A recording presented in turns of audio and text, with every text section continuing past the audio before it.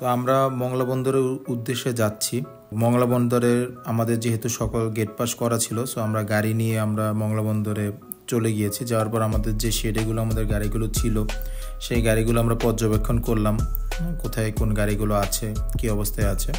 আমাদের সম্মানিত ক্লায়েন্টও একজন আমার খুব কাছের ভাই, তো উনিও আমার সাথে আজকে গিয়েছে।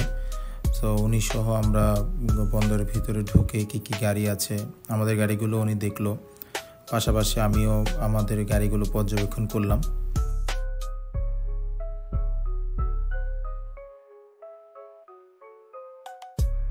কী কী গাড়ি আছে না আছে এগুলো দেখার পর কী অবস্থায় গাড়িগুলো আছে, কোনো কিছু সমস্যা আছে কিনা এগুলো ভিতরে দেখে,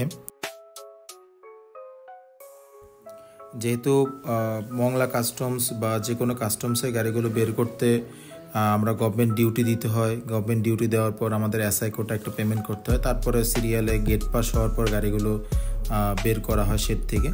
তো এই সময়ের মাঝখানে আমরা একটু মংলা বন্দরের ভিতরে ঘোরাঘুরি করলাম, আমাদের পাশাপাশি আমাদের গাড়িগুলো দেখলাম আমরা।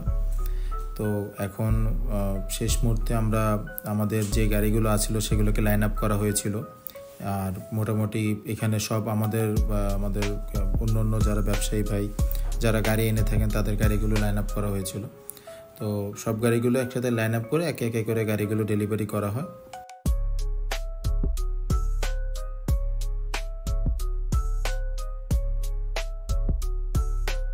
আল্লাহর রহমতে সন্ধ্যার পরপরই মাগরিব নামাজের পরপরই আমাদের গাড়িগুলো চলে আসছিল। সো পোর্ট থেকে বের করে আমরা পোর্টের বাহিরেই একটা জায়গা আছে যেটা পার্কিং আর কি, সেখানে গাড়িগুলো রেখে আমরা গাড়িগুলো ড্রাইভার সেট করতেছিলাম, কোন ড্রাইভার কোন গাড়িটা নিয়ে আসবে ওগুলো সেট করে আমরা আল্লাহর রহমতে এক এক করে গাড়ি নিয়ে রওনা দিয়ে দিয়েছি আমাদের ঢাকার উদ্দেশ্যে। So thank you so much. আপনারা সবাই জানেন M4 অটোস উত্তর আবদুল্লাপুর পলার মার্কেটে অবস্থিত। আমরা যেহেতু সরাসরি ইম্পোর্টার, সো আমরা আপনার জন্য প্রি অর্ডার রেডি স্টক যে কোনো ধরনের গাড়ি আমরা এনে দিতে পারবো আপনার জন্য। আমরা আছি ইনশাল্লাহ আপনাদের সেবায়। সবাইকে ইনভাইট রইল আমাদের M4 অটোসে এসে এক কাপ কফি খেয়ে যাওয়ার জন্য। আসসালামু আলাইকুম রহমতুল্লাহ।